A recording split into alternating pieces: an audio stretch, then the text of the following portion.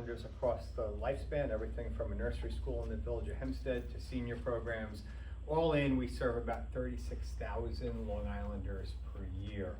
As we get together this morning, we're worried, we're concerned, and those concerns and worries reflect the worries of our clients. Our clients typically face instability on a regular basis, whether we're talking about their access to healthcare, their access to behavioral healthcare, access to resources, benefits, housing, you name it. Our folks live on the edge and live lives that can be pretty precarious. The current machinations in Washington have made things even more precarious, not only for those consumers on the ground who worry about their access to those programs, but also for us as an organization that employs 340 Long Islanders. We've gone through a period of time of incredible instability, and one of the things that worries us most is what happens to the progress we've made in some key areas. We saw data recently that talked about poverty rates on Long Island starting to level off, which of course is good news. We've all heard the news about the reduction, albeit a small reduction, in overdose fatalities here in this region and in other places. What happens to prevention, treatment, and recovery programs in this environment, and do we give those gains back so that more families have empty chairs around the Thanksgiving dinner table? We heard lots and lots and lots of data and information about the mental health crisis emerging out of COVID. And finally, we're starting to see a bright light where we're seeing fewer suicides among teenagers. We're seeing fewer divorces, separations, family discord. We're making really, really good progress as a region in a whole bunch of areas. I worry that the threats to Medicaid, the threats to the ACA and access to care, I worry about threats to the grants that we hold here at FCA, put all of that in jeopardy. That's why this morning we're getting together to talk about these issues. There are several folks with us, but most importantly, in this congressional district, we are very blessed and lucky to have someone who consistently fights for families, someone who consistently shows up, someone who's partnering with the very organizations on the front lines and spends her time not only talking to us, but families within the district. Happy to call her a friend and a colleague. I introduce Congressman Laura Gillen. Thank you. Thank you, Jeff. Thank you so much, Jeff, for welcoming all of us here today to the Family and Children's Association, and for all the work that you do on behalf of Long Island seniors, children, and families in addressing the cost of living crisis that we're seeing every day here on Long Island. So the last time I was at a press conference with Jeff, we were talking about some of the impacts of the big bad bill and the cuts to Medicaid, and how that would impact some of the constituencies that he just discussed. And we were talking about the largest cut to healthcare in America's history. And sadly, we are where we are today because Republicans in Washington are continuing their relentless assault on the pocketbooks of the American people and on health care. The refusal of the Republicans to come together to negotiate a spending package in a bipartisan fashion that will mitigate some of the devastating financial pain that has been inflicted by the big bad bill is wildly irresponsible and hurts the American people. If House Republicans governed responsibly, they would have met with us. They would have come to the table. We have been at the table ready to put together a spending package that will serve Americans and that will ease this cost of living crisis and protect the health care of millions of Americans, but they refused. Instead, they've chosen to throw our healthcare system into further crisis just months after they voted to gut Medicaid for millions of children, seniors, and people with disabilities. I came to Congress to deliver bipartisan solutions for Nassau County, and I've been committed. I am one of the most bipartisan members of the House. I've been committed to working in a bipartisan fashion to solve problems for the people that I represent. And that includes making sure that people can have health insurance, that children can go to the doctor. But House Republicans, as I've mentioned, have refused to talk to Democrats at all or come to the negotiating table. And as a result, Americans are going to be hit with higher healthcare costs as we see enhanced tax credits expire at the end of this year. These health credits expiring is going to mean that families here in Nassau County and in Suffolk County and across the country who are already struggling with sky-high grocery prices, housing costs, and childcare now are going to have to pay more for their health insurance each month if they buy it through the exchange. The nonpartisan Kaiser Family Foundation estimates that Long Islanders who use the Affordable Care Act exchanges will see their payments skyrocket, rising up to 114% next year. On Long Island, that means a middle-class family of 4 could see their healthcare bills rise by an additional $3,200 next year. And this is really going to hurt people. We are already struggling with the cost of living crisis, and Long Islanders cannot afford another increased bill. I recently heard from a Nassau County resident who's covered through the marketplace. She called our office and she told us that she was worried that she and her husband will no longer be able to stay on Long Island because if their insurance bills go up, they simply will not be able to afford to stay here. I've been speaking with families who are worried that their children are now turning 26. They will not be able to be insured under their parents' health care plans anymore. And as they look to get insurance through the exchange, the premiums will be too high and either they won't get covered at all or they'll just not be able to go to the doctor. Young people in our community not being able to afford healthcare and going off healthcare will make healthcare costs rise for everybody based on the model that health insurance companies use to determine premiums. That is why it is crucial that we raise the alarm on the majority's refusal to negotiate a bipartisan agreement that will simply help millions of Americans be able to continue to afford their health insurance. So thank you, Jeff Reynolds, again for hosting us today. Thank you also to Gabe Pedrera, who's from the Association of the Federal Government Employees, Vanessa Baird-Streeter from the Health and Welfare Council of Long Island. Gabe is going to speak with us a bit about Republicans' gridlock and dysfunction and how that chaos is hurting our region's federal workers and their families. Vanessa is going to speak with us about how Long Islanders will see healthcare costs skyrocket as these tax credits lapse. And all of these speakers know firsthand what this DC dysfunction and these looming cuts to healthcare will mean. Higher costs and more uncertainty for Long Island families. They know the stress, they know the sacrifices, they know the impossible choices that too many families are now going to be forced to make. I'll continue to call on my colleagues across the aisle to come to the table, to work with us together, to find a spending package that will fund our government, but also help millions of families stay insured. I won't stop fighting for this bipartisan agreement to reopen our government and to extend these tax credits. Thank you so much, and with that, I'm going to turn it over to Gabe. Thank you, Tony. Thank you, Congresswoman Gillen, for having this event today, and thank you for everyone for participating in the event. My name is Gabe Pedrera. I work for the American Federation of Government Employees. Gabe, could you spell your last name for us? Sure. Pedreira. And I work for the American Federation of Government Employees here in New York. That's the largest federal labor union in the country.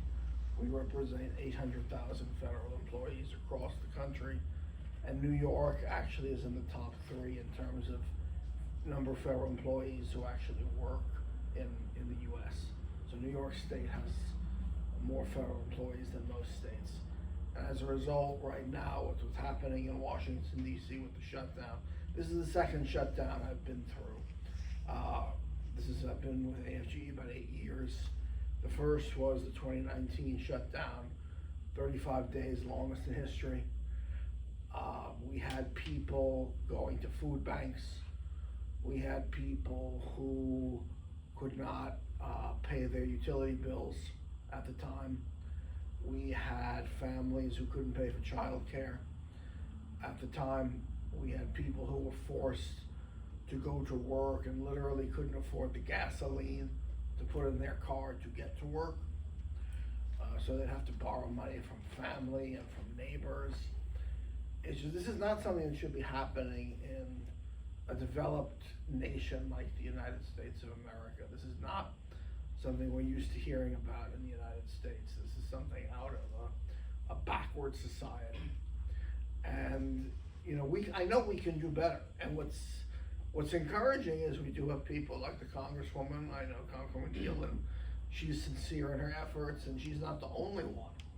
I just hope that the leadership in Washington is able to come together and act mature and realize that people's lives are at stake here, that this is impacting not only workers, but it also impacts their families. I mean, you have children that see their parents going to work and not getting paid. This is a traumatic experience. I'm sure there are discussions going around kitchen tables right now, stressful conversations about how people are gonna pay bills, how people are gonna be able to, you know, maintain their homes, and expenses related to utilities and health care. It goes beyond health care, you know, so, and children are watching, children are listening, and this sets a terrible example. So I just wanna say, like, I hope this gets resolved as quickly as possible, and I hope that both sides are able to come up with some kind of a compromise, because that's the thing, what we expect from our leaders. We don't expect our leaders that we elect to agree on every single thing all of the time. That's just not gonna happen. But we do expect people to disagree within reason and then come up with a solution that benefits the people in the country. And these shutdowns are not the answer. I can tell you that firsthand. Telling people they have to go to work for no pay is immoral. You know, Abraham Lincoln talked about people that are entitled to the fruits of their labor. And this is basically saying to people, you're not entitled to the fruits of your labor. Even if you say, we're gonna give you back pay. Many people can't afford to wait weeks to get paid. You know, most people get paid every 2 weeks. I don't know about other people here. I get paid every 2 weeks. I know that I'm gonna get a check every other Friday. And a lot of workers, federal employees, get a check every other Friday. If you start saying to people, well, you're gonna get a check at some point, we don't know when, 3 months, 4 months, you know, call up the credit card company, they don't care. They don't care if you can't pay them. They say, what do you mean you're gonna pay us in 4 months? They'll laugh at you. It's not a serious conversation. It's just, you call up the Con Edison or whoever the utility company is and say, I'll pay you in 4 or 5 months. They'll laugh at you. They say, really? I mean, what am I, a schmuck? You know, you're gonna pay me when you feel like paying me? The world doesn't work like that. So we know that. Anyway, the point is that, you know, I'm glad we have good people here, like the Congresswoman and a lot of her colleagues, who are sincerely trying to come up with a compromise. I talk to a lot of people in the Congress on a regular basis about these issues, and I'm just glad that we have good people who are sincerely trying and who understand that they have a responsibility to the community. Thank you. Thank you, Dave. All right, Vanessa, would you please share some insights what you're hearing on the ground? Sure. Good morning, everyone. I'm Vanessa Baird-Streeter. I serve as the president and CEO of the Health and Welfare Council of Long Island, an organization that was founded in 1947 to ensure that our Long Island community members all have a good quality of life. We can't let this moment slip away. The enhanced tax credits under the Affordable Care Act aren't just really policy, they are lifelines for people, for communities, and for individuals. They've helped millions of people afford health care coverage throughout the United States and right here in our communities.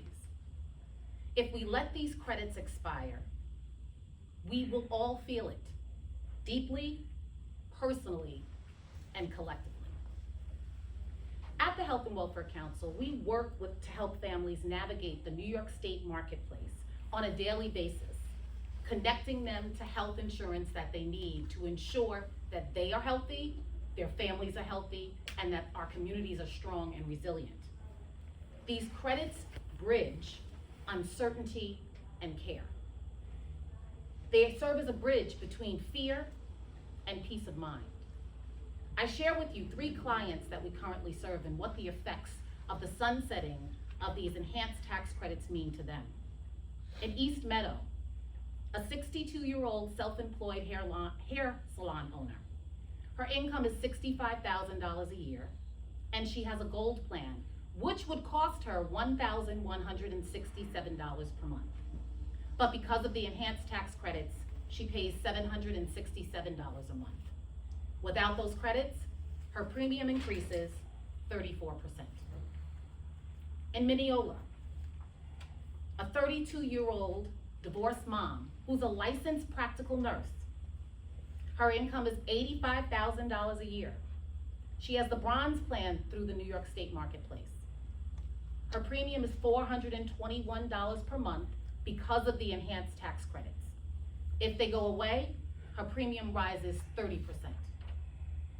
Huntington, New York, a 63-year-old bus driver, managing diabetes. His income is $63,000 per year. He has the silver plan, and he chose the silver plan to help him manage his out-of-pocket costs due to his chronic diabetes. He pays $446 per month. Without the enhanced tax credits, his premium increases 43%. These really aren't just numbers that I'm talking to you about today.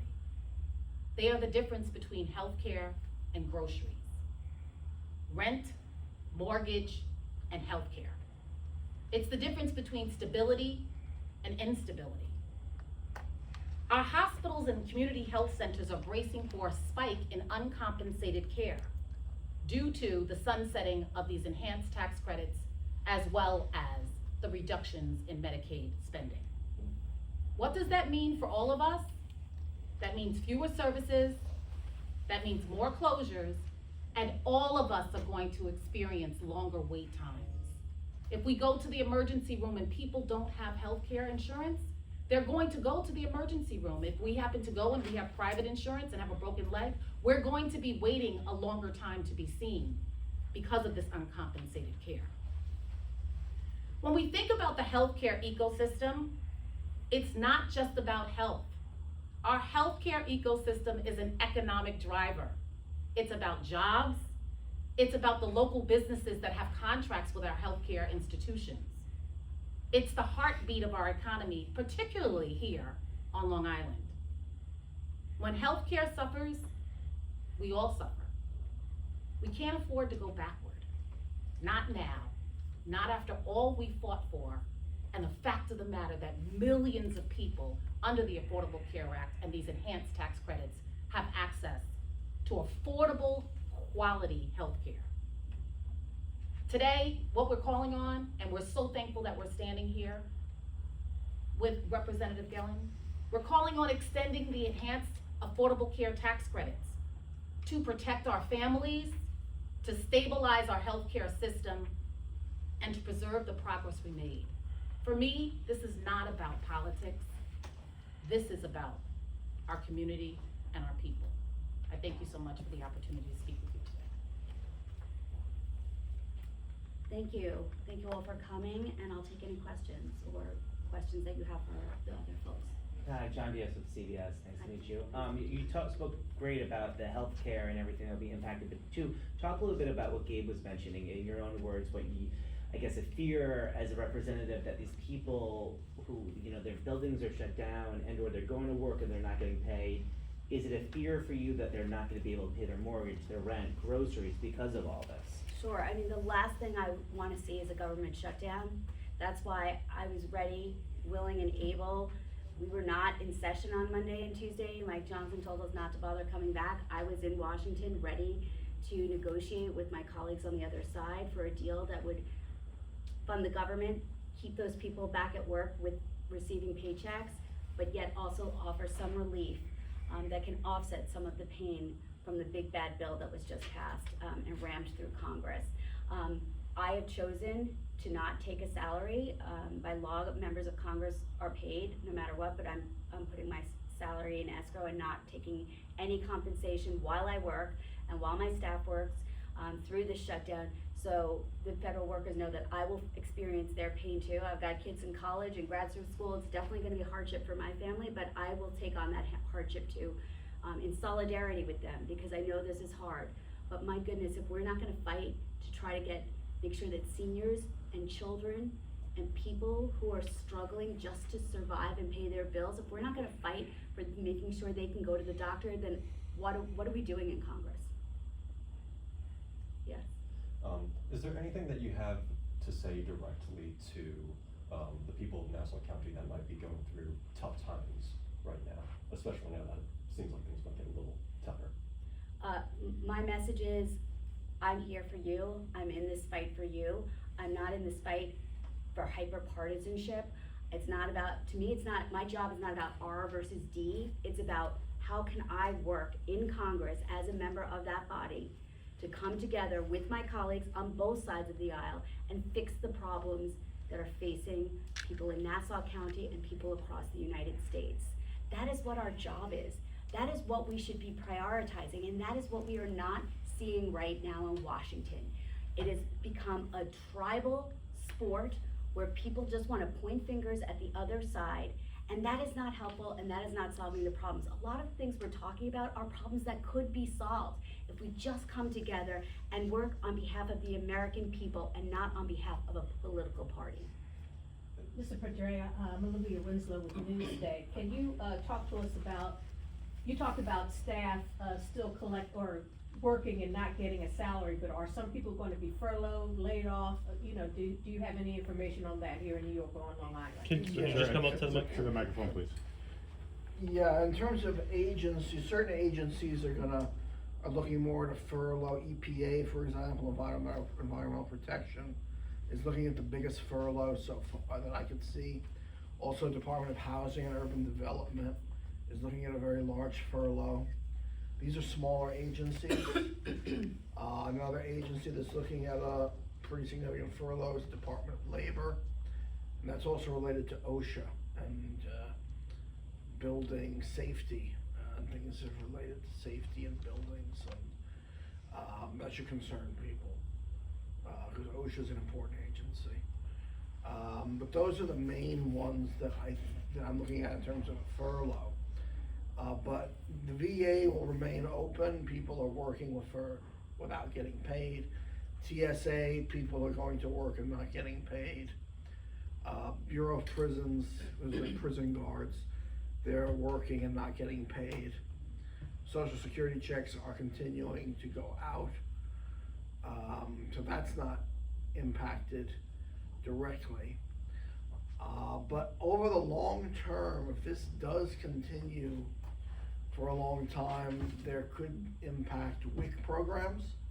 Those are programs for women and infants that help pay for formula and milk and food for newborns, basically, and new mothers. There is a fear that if this is a longer shutdown than we'd like to see, that those programs will be cut. So that's definitely not a positive thing. Take money away from infants. How low can you go? But beyond that, I'd be concerned about EPA, because EPA, even though it is a smaller agency, they do important work here, and I know New Yorkers and Long Islanders care about the environment a lot, and they're not going to be working for the most part of that agency. Do you have can you put numbers to the It's close to furloughs? 90, I'd say 90% for EPA. How many people does that represent? I don't know off the top of my head, but Wanna it's a get back to significant, it? you could look into that. So you're saying possibly 90% of EPA workers could be furloughed? Yes, they'll be furloughed. And HUD, something like 80-something% of HUD. And HUD controls Section 8 housing vouchers. That's a program that's run by HUD. So that affects, low-income families' ability to pay their rent and get their vouchers. that could be delayed. So, yeah, these are smaller agencies, but they do impact people's lives, as well, so we need to be aware of that. But yeah, in terms of specific numbers, I'll have to get back to you specifics, because the other concern we have with this administration, I'm gonna be honest with you, they're very bombastic with their threats.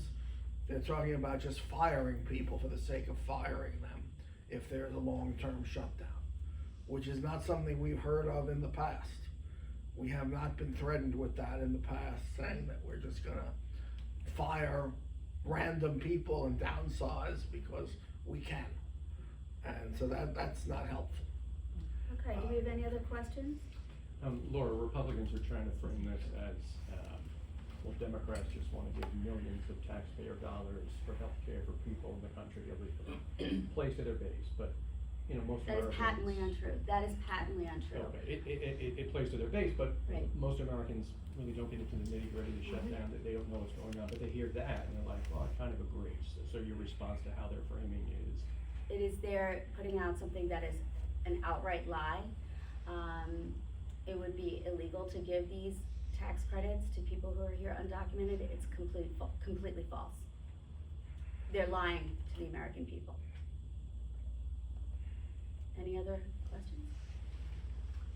Dr. Reynolds, can you, say in terms of the clients that Family and Children's Association serves, what are they saying? Are they feeling an impact yet? You know, is there a possibility that some programs that they rely on are already going to be cut, or within, I don't know, days? Is that?